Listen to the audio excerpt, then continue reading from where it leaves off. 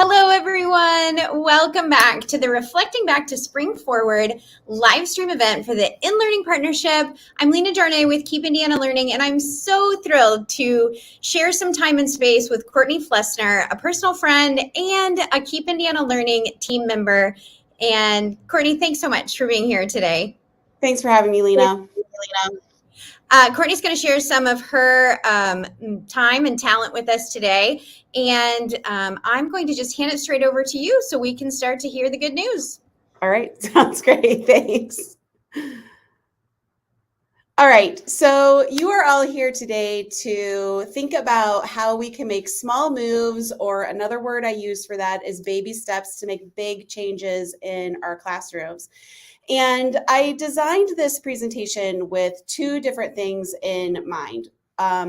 The teacher's perspective and the administrator's perspective, because in schools, we're all trying to do great, amazing things, but everybody's thinking about it at a lot of different levels. So sometimes when you're listening to me talk, you might think, ooh, this more has to do with administrators, but the way this ties into what teachers are doing in their rooms is really, really important too. So as we move along, I'm happy to answer any questions that might come up in the chat, or you'll get all of my information on the last slide so that you can see, you can contact me at any time. So to get started, I want to talk about why am I talking about this topic and where am I coming from? And I've thought a lot about, I started teaching in 1997, and at that very moment, every time I was given an opportunity to do professional development, I jumped right into it. And every time I walked away from a professional development session, I was like, oh, I have to do all of those things in my classroom right now. I have to get those books. I have to get those manipulatives. I have to get everything. And I have a very vivid memory of this whole set of things that I bought to create storyboards for math story problems in my classroom that I had to put together. And there was a lot of cutting and gluing and pasting, and they all ended up in the front room of my house in Indianapolis.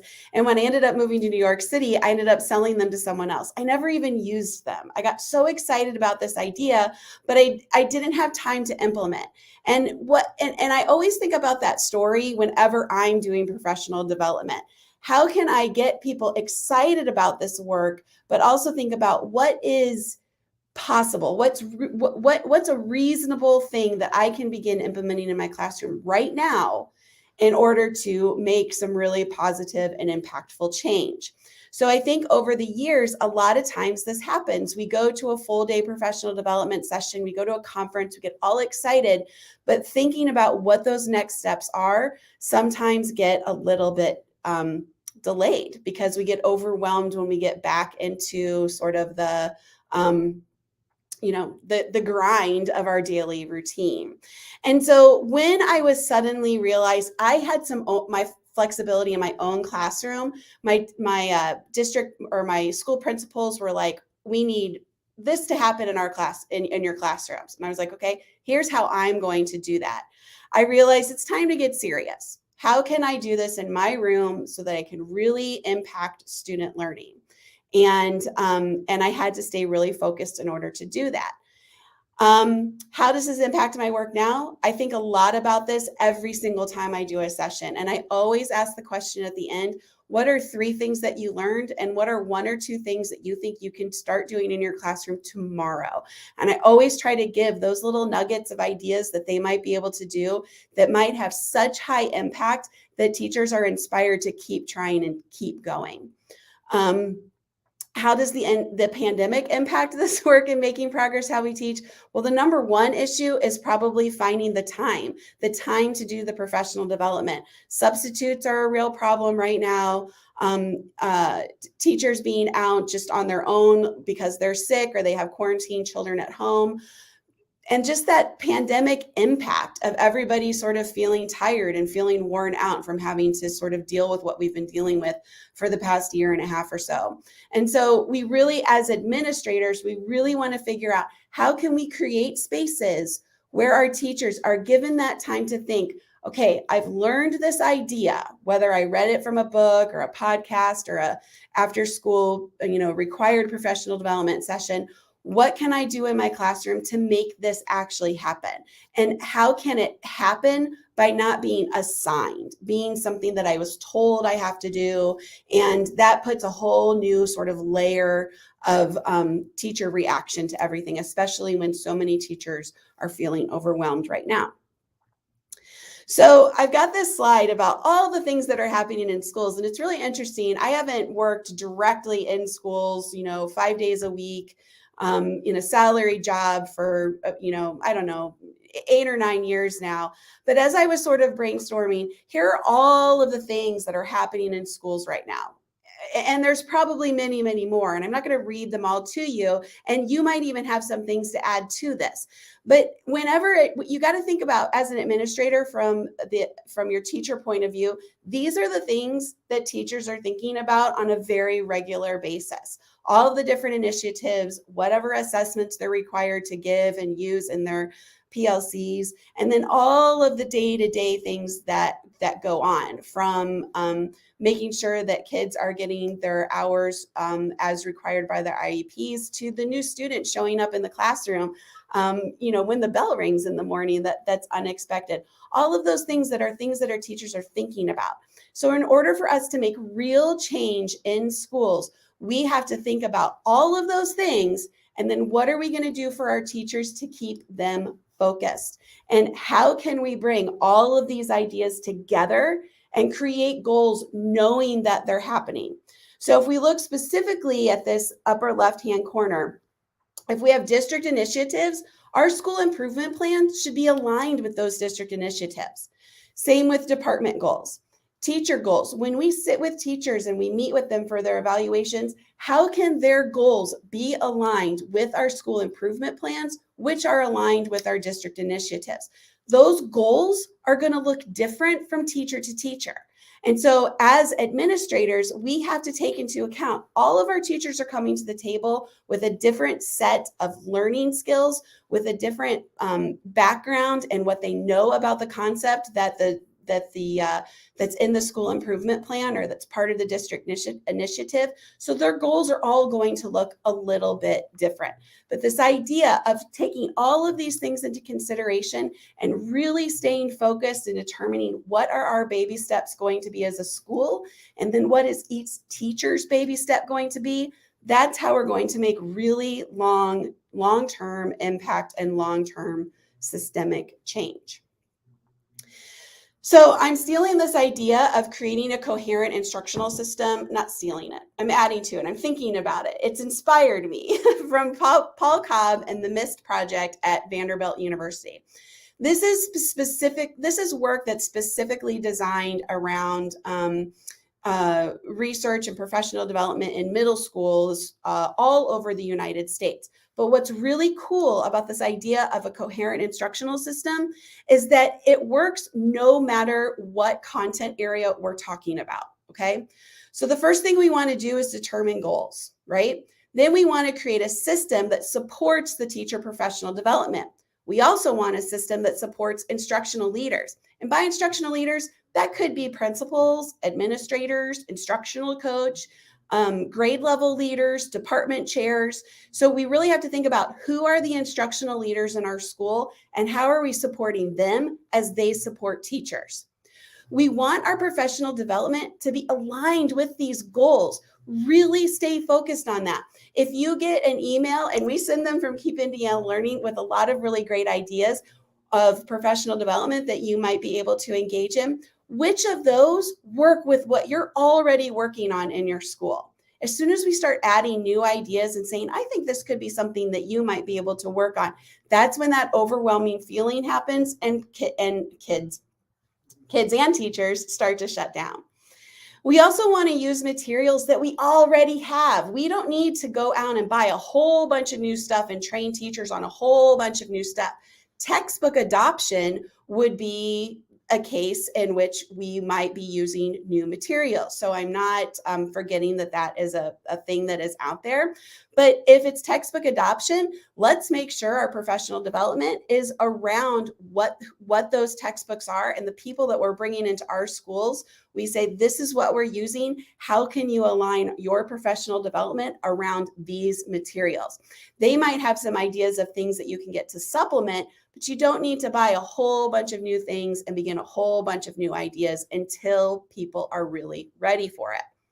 We want to remember to always support struggling students in our coherent instructional system. And finally, we need to be really creative with our organization. And I'll touch upon that a little bit at the end. Mostly right now, for the purposes of this presentation, I'm going to be focusing on number 1, determining goals and staying focused on those goals. The other 2 through 7, those could be their own presentation that maybe I'll do sometime, but we're going to focus mostly on number 1. And a lot of these things, they all work together. But what I wanted to do was show you a process that I went through as a teacher when I was thinking about the instruction in my classroom. So as I mentioned earlier, I had a principal that was like, we need to raise our math scores. We need to raise our math scores are low. We need to raise them. And so I thought, okay, what do I need to do in my classroom? What do I think is sort of missing in my classroom? What do I need to do?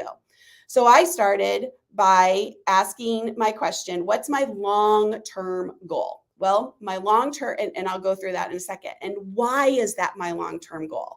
It's got to be really specific. My principal wanted to raise test scores. Overall, I needed to make some changes as a math teacher. And then what's a reasonable amount of time it will take to achieve this goal? Your long-term goals are just that. They're long-term goals.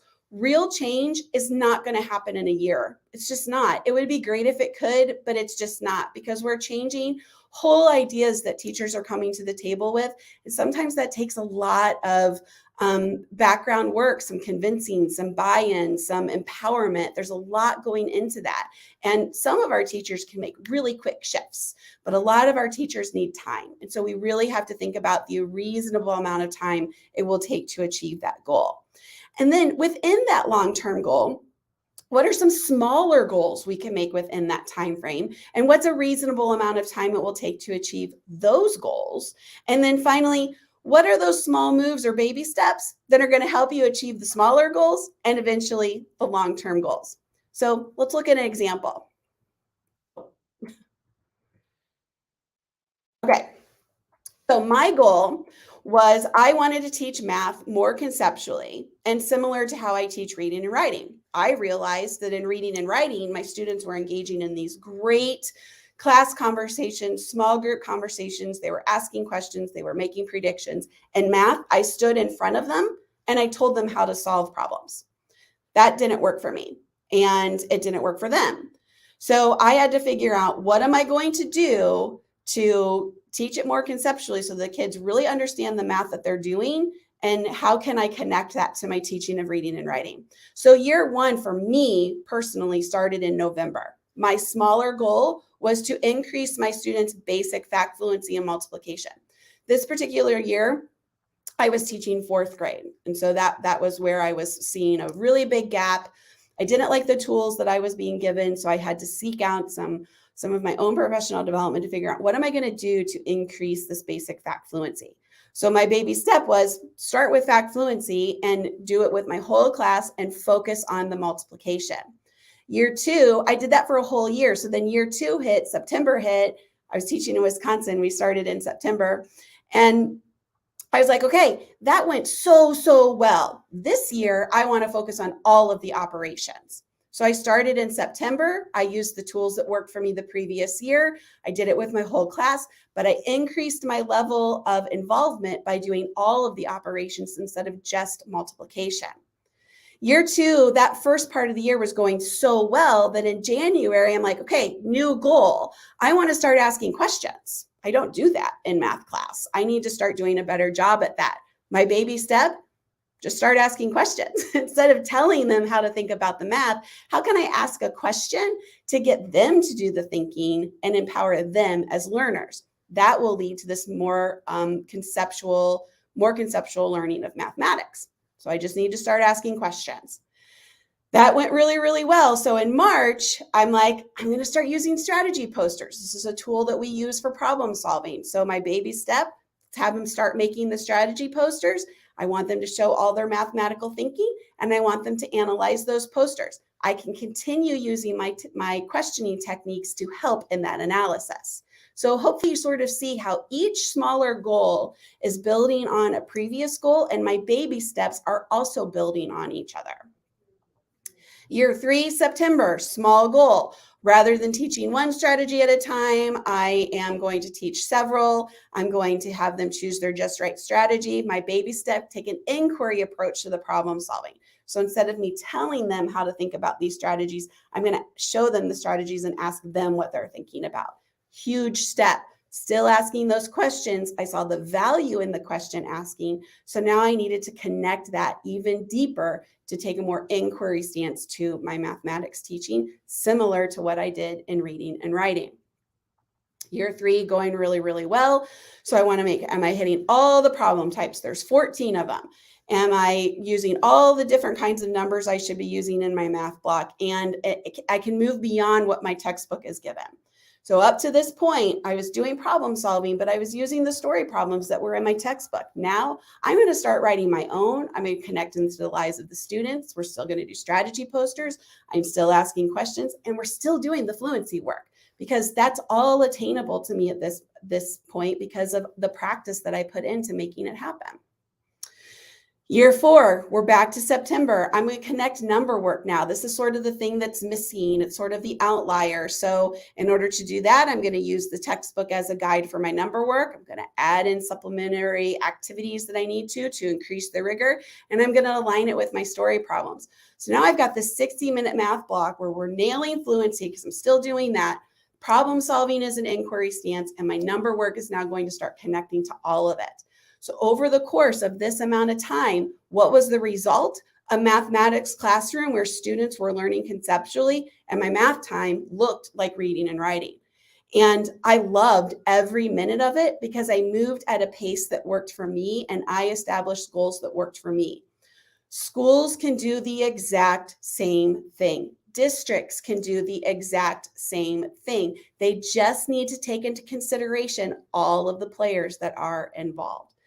The best part about this is that it wasn't just about the conceptual learning and math looked like reading and writing. I became a math teacher that I was proud of, and my students liked math, and so much more beyond that.